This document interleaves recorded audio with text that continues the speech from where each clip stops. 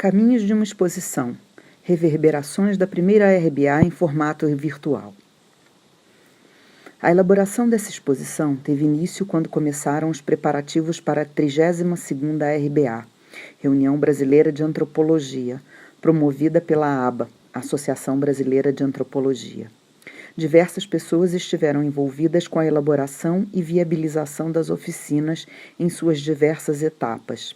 Alexander Nakaoka Elias, Ana Paula Alves Ribeiro, Natanael Araújo, Patrícia Reinheimer, Sofia Pinheiro e Vitor Grunwald.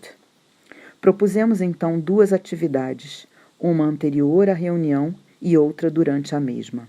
A atividade anterior ao congresso, intitulada Regimes de Visibilidade, Construções e Desconstruções, visava pensar as margens do visível a partir de alguns temas e locais vinculados à zona portuária do Rio de Janeiro e adjacências.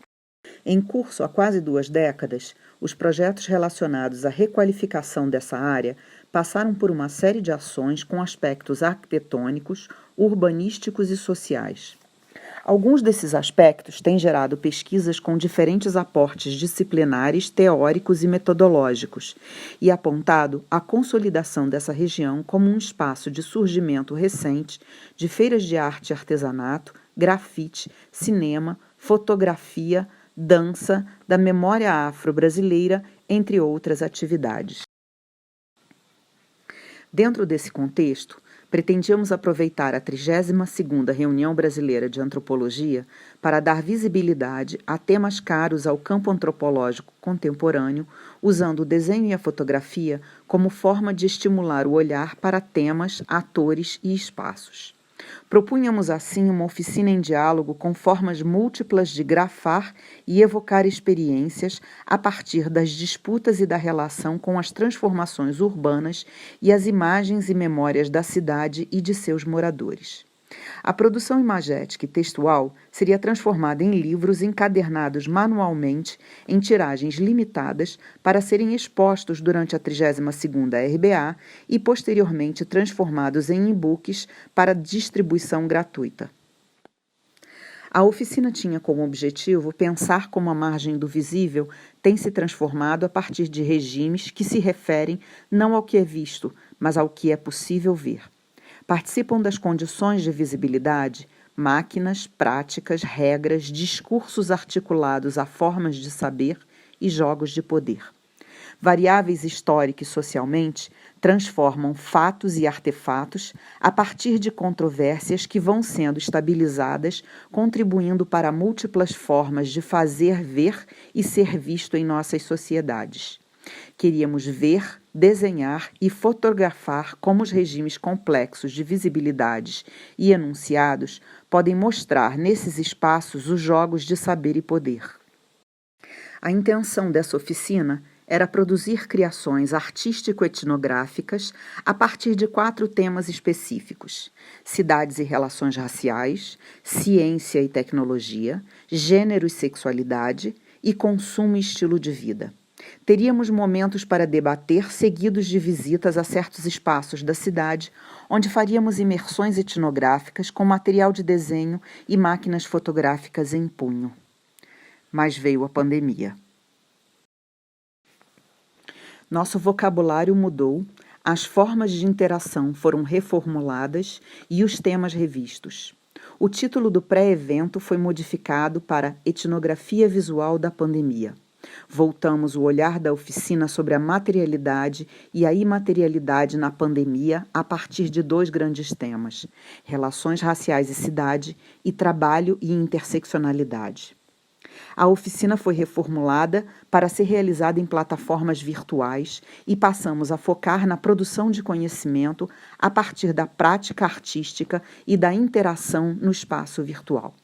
Para isso, colocamos lado a lado os modos específicos de construção de objetos de conhecimento, apreciação da arte e da antropologia, para refletir sobre a difícil e contraditória relação entre essas 2 áreas de conhecimento.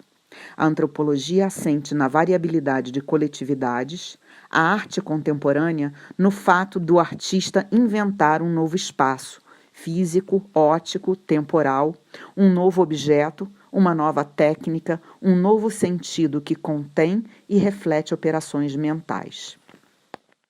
A produção dessa oficina pré-RBA resultou em trabalhos bem variados. A seguir, cada autor apresenta os trabalhos que produziu nessa primeira etapa e fala um pouco da experiência. Eu, Patrícia Reinheimer, experimentei com filmes numa tentativa de resgatar a ideia inicial de trabalhar com a zona portuária do Rio de Janeiro, e com observação direta para evocar os dois temas propostos pela oficina. Trabalhei então com fotogramas dos filmes Elecô e O Porto. O primeiro é uma ficção poética sobre as dificuldades de ser mulher e negra e foi produzido pelo coletivo Mulheres de Pedra. O segundo mostra a luta da memória da imigração africana constantemente assombrada pelo descaso e a modernização. Foi dirigida por Clarissa Camponilla, Júlia De Simone, Luiz Prete e Ricardo Prete. Para evocar o tema trabalho e interseccionalidade, desenhei duas situações que evocam trabalho e lazer. Não é preciso mostrar às pessoas para que imaginemos que gênero, cor e classe estão por trás dos ambientes apresentados. A minha inserção na oficina Não Deixe que o Realismo Te Confunda, Não Queremos Convencer Ninguém aconteceu a partir da minha inscrição dentro da 32ª Reunião Brasileira de Antropologia.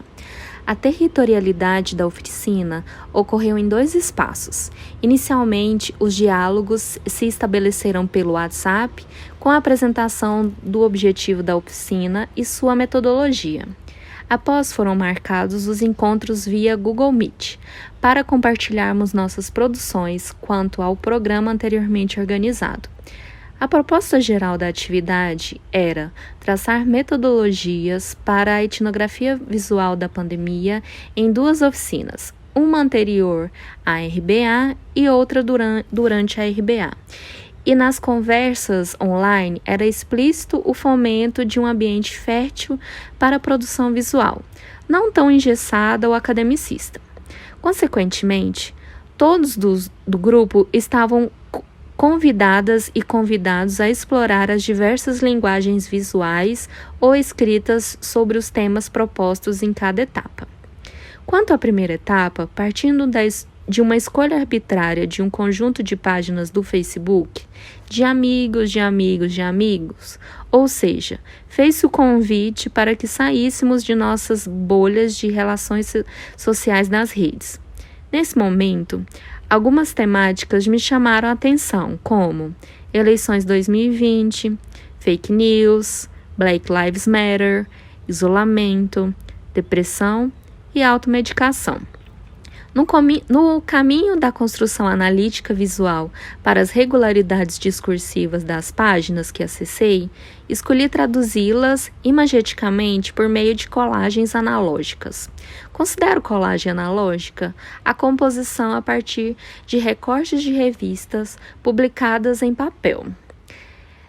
Os dados empíricos obtidos nas páginas do Facebook me levaram a vários perfis de mulheres acima dos 55 anos, que tinham suas fotos com marcas d'água, com imagens e número de candidatos, referente à eleição de vereadores ou prefeitos do ano de 2020, demonstrando assim publicamente seus apoios políticos. O Facebook, no mês de outubro de 2020, temporalidade das produções das colagens, parecia um grande palanque eleitoral.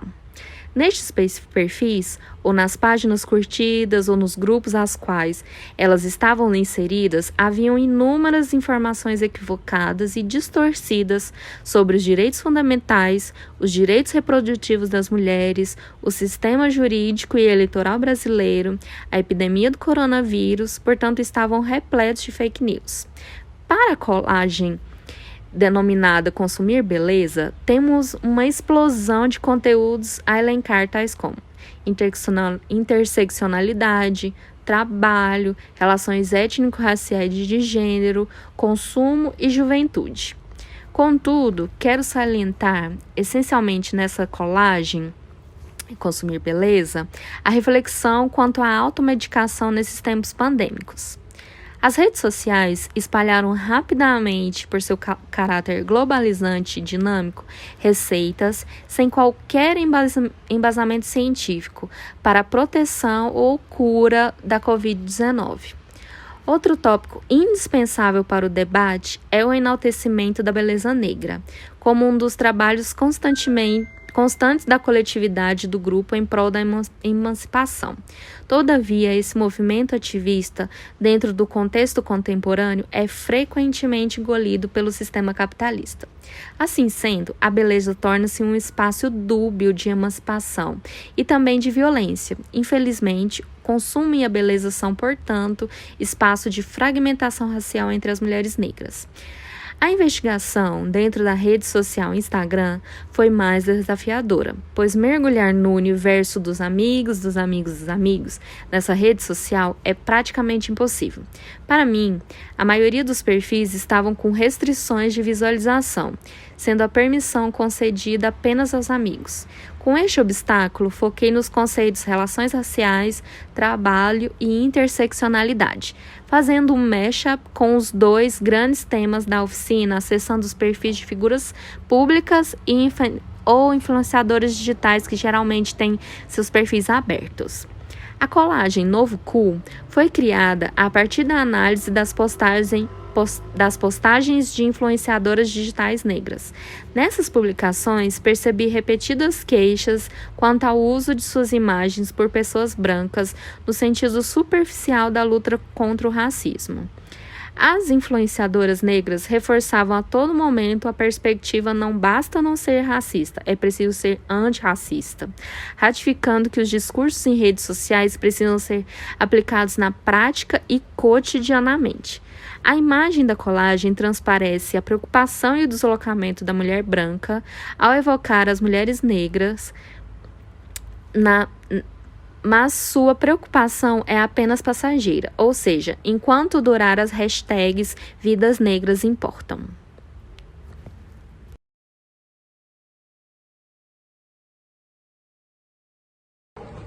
Os trabalhos são intervenções sobre captura de tela, de linhas do tempo na rede social do Facebook, de pessoas do interior do Pará, duas pessoas de interiores distintos, em períodos diferentes da quarentena de 2020. A partir desses registros, faço essa rasura e intervenho com elementos gráficos que me recordam esse período.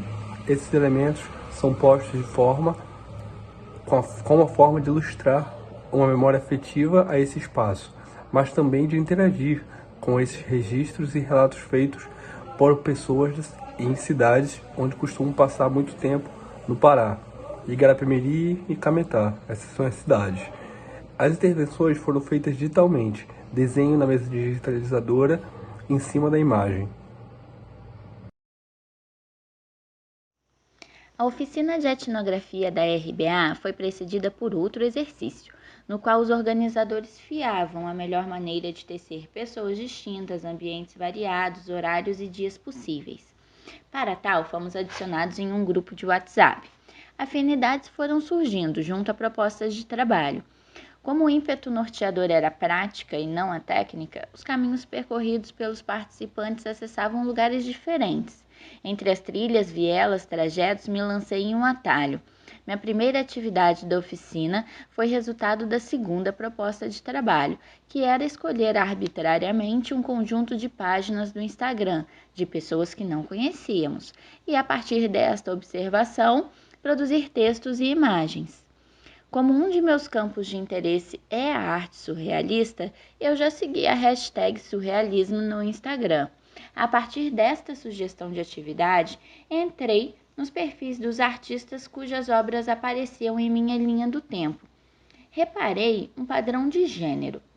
A forma como as mulheres se apresentavam privilegiava suas imagens, enquanto os homens tendiam a postar mais imagens de suas obras. As artistas muitas vezes posavam junto de suas telas, valorizando sua beleza e a de sua obra, enquanto os homens normalmente apresentavam apenas a sua produção. Comecei a pensar o porquê disso. O corpo da mulher possui essa relação de ser publicizado mais facilmente, gerar uma venda. Seria isso? Seria apenas isso? O tema dessa atividade se transformou em uma pergunta a ser respondida e começou a me acompanhar para além dos limites da oficina. Continuei com a observação e fui coletando alguns dados.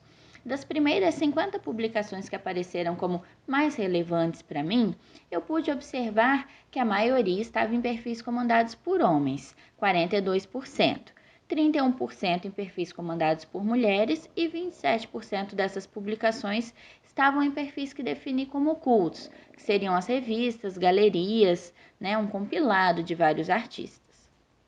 De acordo com as informações colhidas, a hipótese inicial foi mantida. 79% dos perfis femininos que apareceram nas publicações tinham fotos pessoais, contra 47% dos perfis masculinos. Apesar da suposição ter sido corroborada, observamos que os homens também apresentaram alto índice de perfis profissionais artísticos com fotos pessoais, o que me levou a uma terceira hipótese, a de que artistas relevantes dentro do Instagram, em maioria, são perfis que utilizam seu corpo-imagem. Em meio a desenhos e observações, duas questões emergiram da tarefa.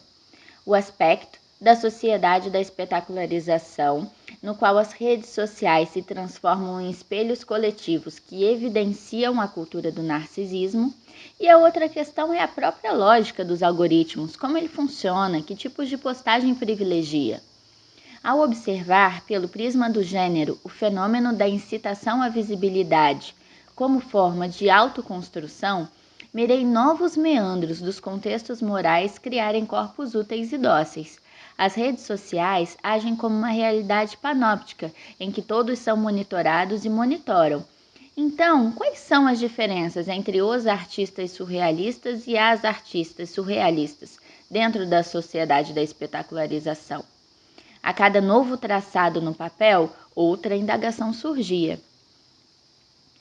As simetrias e assimetrias nas agências e construções das narrativas de gênero dentro do cenário artístico exemplificam tensões políticas, raciais, de classes sociais. Era isso que estava cooptando a minha atenção.